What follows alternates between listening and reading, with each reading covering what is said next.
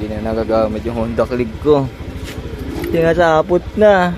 Ayan o, dahil sapot o. Tsura. Parang abandonado na to. Tingnan natin kung aandar pa tong motor na to.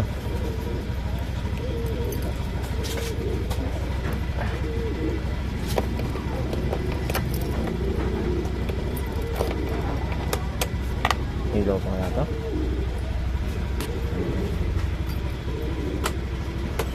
Yun, ilaw pa. Bata pa ng Odo niyan. Hindi mo nagagamit. Grabe ang tumbok oh. Ang dumi.